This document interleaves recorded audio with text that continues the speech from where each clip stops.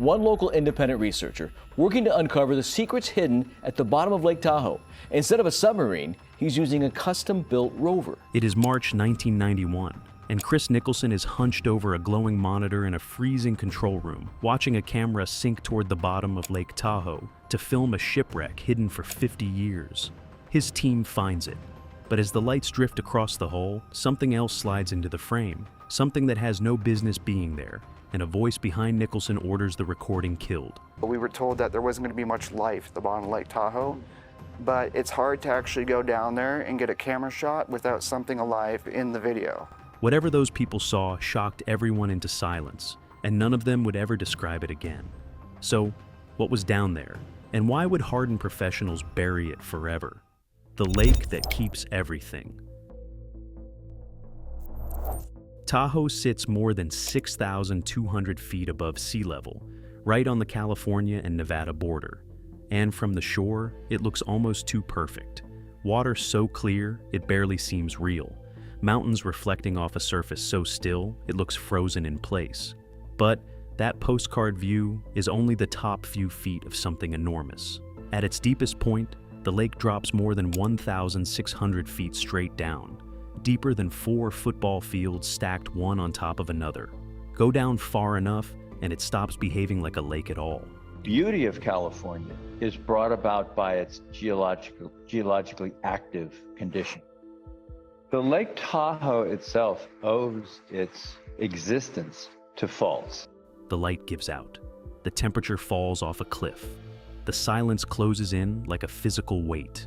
People who dive deep water for a living talk about Tahoe with a particular kind of dread, not because it is the most dangerous water they know, but because of how completely it cuts you off. No light, no sound, no up or down beyond your own instruments.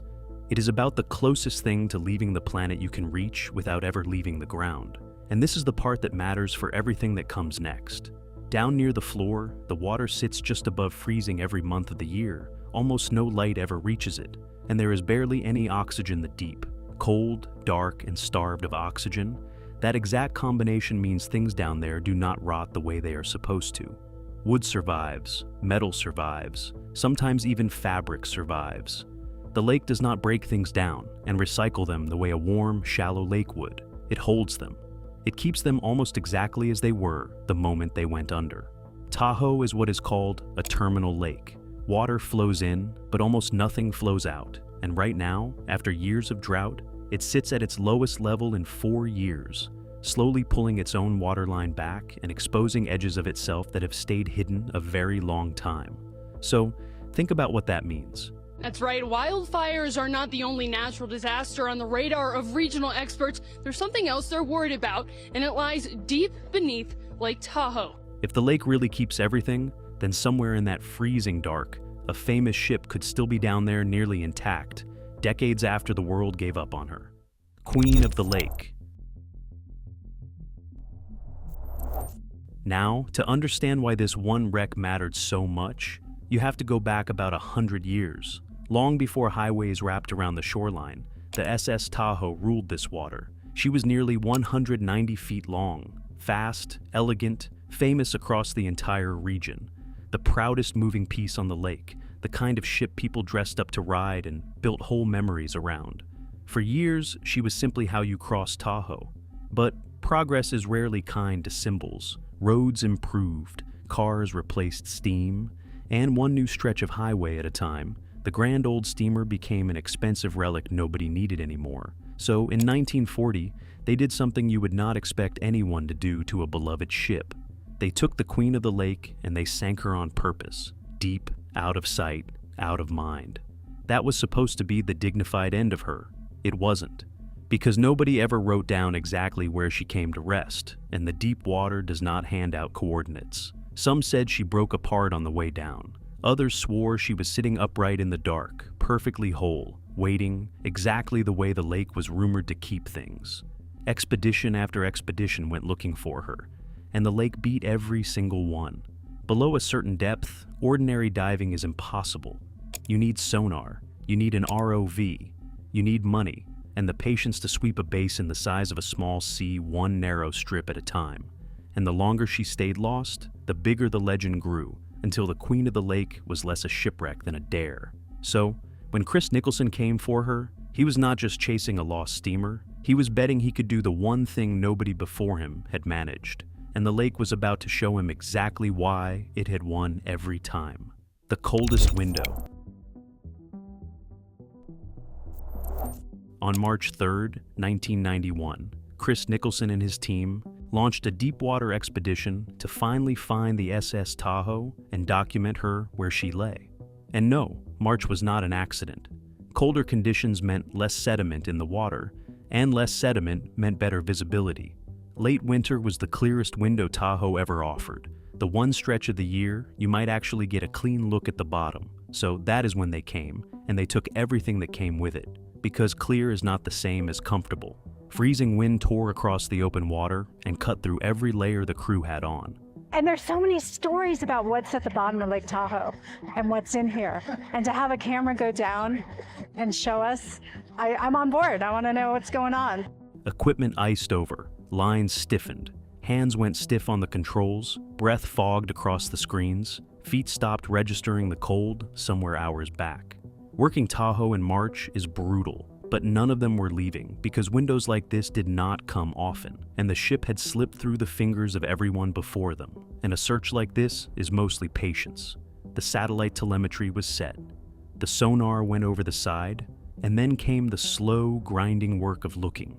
The boat holding position against the wind, while the sonar swept the floor in long, methodical strips, and the operators sat over their screens reading shadows.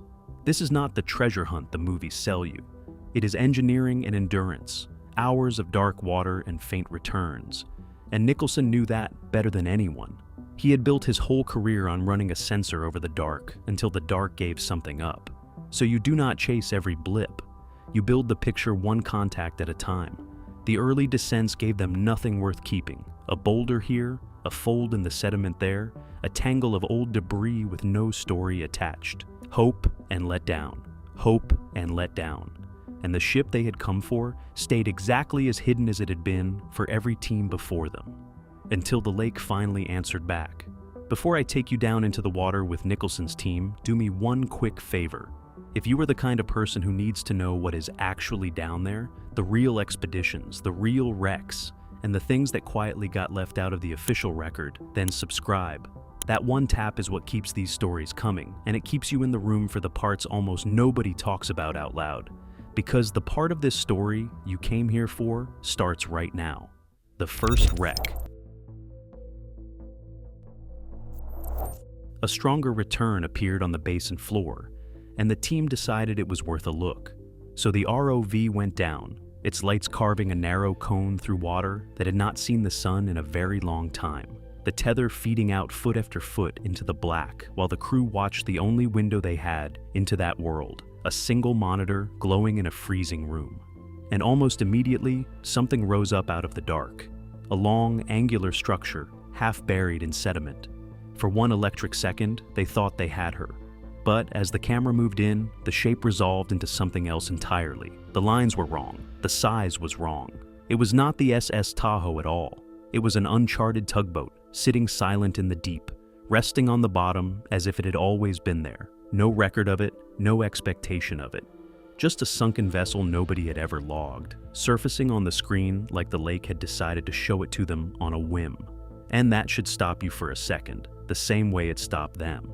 There's no live feed from the bottom, so they don't know exactly what they've got until they reel it back up. This is a famous lake, a studied lake, ringed by towns and roads and millions of visitors a year. And here was an entire wreck nobody had ever found, sitting casually on the bottom, turned up by accident during a search for a different ship. The surface of Tahoe is mapped, photographed, crowded. The bottom may as well be another planet. And once that thought is in your head, it does not leave. Every contact after that carries a second question underneath the first. Not just what is it, but how long has it been there? And who else ever knew? If the lake could hide a whole tugboat for decades, what smaller, quieter things might it be keeping in the same dark? By rights, the day could have ended there. A failed search, another forgotten wreck, a line in somebody's logbook, and a long, cold ride back to shore. Then, hours later, A second signal climbed onto the sonar. The ship in the dark. This one was stronger, much stronger, and the dimensions matched the SS Tahoe almost perfectly. The shape lined up, the length lined up, everything lined up. After years of failure, after the false start with the tugboat, the numbers on the screen suddenly meant something real.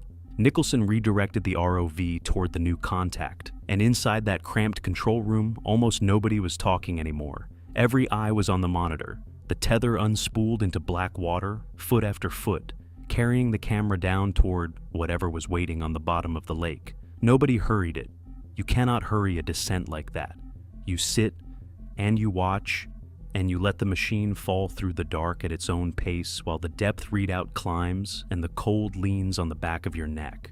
For a long stretch, the screen showed nothing but drifting particles, tiny white flecks moving through the black like underwater snow, the seconds stretching out while the vehicle sank deeper than most people will ever go.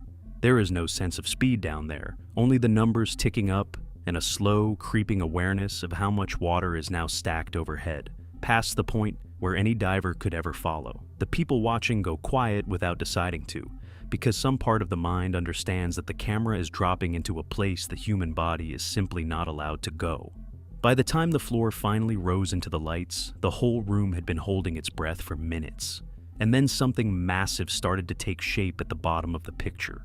It came up the way big things always come up in deep water. Not all at once, but in pieces, the lights pulling one section out of the dark at a time. First an edge, then a curve, then the bow and the railing, and long, unbroken runs of hull resolving out of the black, far too large and far too deliberate to be anything the lake had made on its own. Nicholson leaned in toward the glass, close enough that the monitor lit his face, and stopped talking. The shape kept going past the edges of the frame, and the longer it ran, the more certain everyone in that room became. The SS Tahoe had been found, and she was astonishingly preserved. After more than 50 years underwater, parts of the vessel reportedly looked almost untouched, windows still in place, deck structures still standing. The ship sat upright in the dark as though she had been abandoned the day before, as if you could swim aboard and walk her decks the way passengers once had. They had done it. After half a century, the Queen of the Lake was back on a screen, and for the next few minutes, not one person in that room had any idea they were about to wish they had never found her. Something else down there. The whole point of the expedition was to document her, to ease the camera along the hull and the deck and the railings, and build a record of the most famous wreck in the lake. So that is what they started doing. The ROV crept along the length of the ship, the operators calling out features as they passed, the survey settling into a careful, almost reverent rhythm. For a few minutes, it was everything a discovery is supposed to be. Controlled, professional, a team finally getting to look at a ghost up close.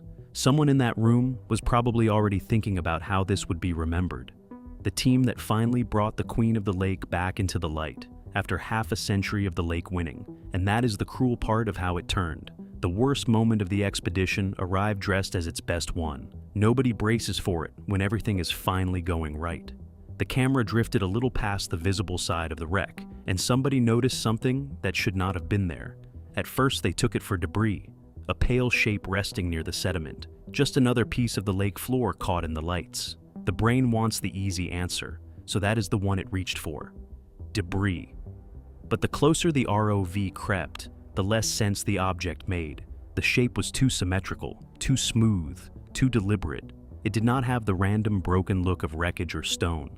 It had a form, and the eye kept trying to fit that form into something familiar, kept failing, kept circling back to try again. You have felt a smaller version of this, that half second where a code on a door looks like a person before your brain corrects it. Except here, the correction never came. Then a second, darker shape appeared behind the first. Then another beside that one, 3 of them now, where a moment earlier there had been nothing but empty floor. And they were not scattered the way a debris field scatters. They sat in relation to one another in a way the eye reads as wrong, as arranged, as meaning something. The room went quiet in the particular way a room goes quiet when nobody wants to be the first to say what they are thinking. and the longer the camera held on them, the harder it got to keep pretending they were anything else. Pull it back. For a moment, the professionals took over.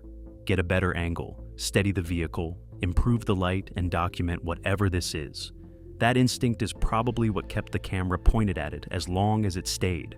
But documenting something means looking at it longer. And the longer they looked, the worse the feeling in that room got. They tried the explanations out loud, the way people do when they are hoping to be talked out of something. A piece of the wreck that fell and settled wrong, sediment built up over some old fixture, a trick of the lights and the drifting silt. Each one held up for about as long as it took to say it, and then the camera would hold on the shape a second longer, and the explanation would quietly fall apart. There is a particular kind of dread in wanting to be wrong about what you are looking at and slowly running out of ways to be. By the time the last one failed, nobody was reaching for another. One of the operators asked the vehicle to hold, not turn, not push forward, just stop and keep the camera steady on whatever was filling the bottom of the frame. Then another man leaned in toward the monitor, studied it, and quietly put a word to it. Remains. Human remains. And then the feed went unstable. Sediment, stirred up by the ROV's own thrusters, drifted across the lens and turned an already murky picture into a swirl of particles and shadow, the worst possible moment for the image to fall apart. The lights shifted a few degrees, swinging slowly across whatever was down there, and whatever came into view next reportedly made the entire room go silent. One man stopped talking in the middle of a sentence. Another gave the order in 4 words. Pull it back, now. What was on that screen in the last few seconds before the static is the part of this story that never made it into any official record. The discovery of the ship is documented. This is not. And almost everything we think we know about it comes down to a single voice. The man on the boat. The official record holds the discovery of the ship. It does not hold this. This is where the documented expedition and the rumor split apart. And the rumor comes from one man who says he was on that boat in 1991, working a station only a few feet from Nicholson when it happened. And I want to be straight with you about him, because it matters. He has never put his name to this in any way you could check. There is no second tape in a public archive. There is no signed statement. There is only an account from a man who claims he was in the room, told and retold until it took on the worn smoothness of a story, repeated many times. You are free to take it or leave it. But he is specific about that night in a way invented stories usually are not. He says that as the light swept the floor, the shapes kept multiplying, one behind another. He says the operators started arguing over what they were looking at, voices climbing over each other in that tiny space, some pushing for a closer look, others already wanting out. One of them ordered the ROV pulled back. Another insisted they keep recording, that they needed it, that they could not just leave it. And then the feed cut. No explanation, just static. Whether someone hit a switch or pulled the wrong line in the scramble, or whether the order and the cut simply happened in the same chaotic few seconds, he could never say for sure. What he is sure of is the result.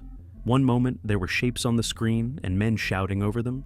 The next there was gray noise and a room full of people who had just stopped breathing. But what stayed with him was not the footage. It was what came after.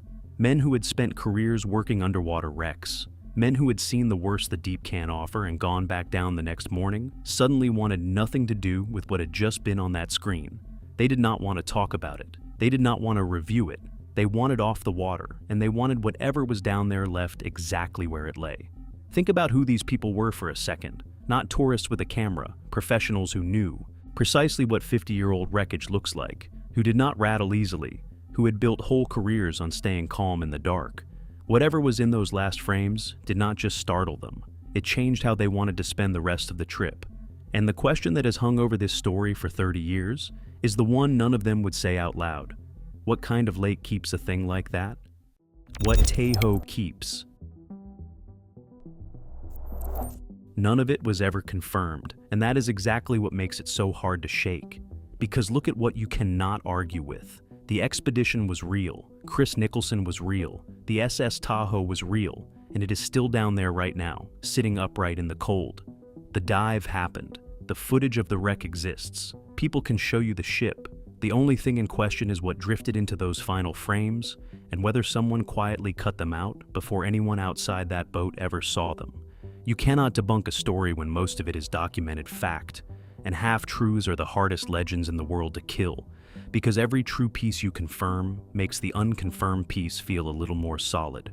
And now, go back to the one thing about this lake I told you at the very start, because this is where it changes everything. Near freezing, oxygen-starved, lightless. In water like that, a body does not break down into a clean, tidy skeleton the way it would in a warm, shallow lake. It can stay intact for decades. It would still hold a shape.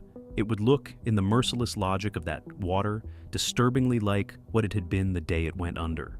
The lake does not erase what it swallows. It archives.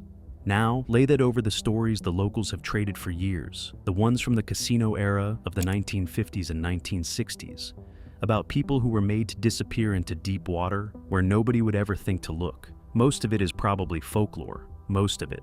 But folklore lands differently once you understand that Tahoe is one of the few places on Earth where the things someone wanted gone would not rot away and vanish. They would still be down there, preserved, waiting.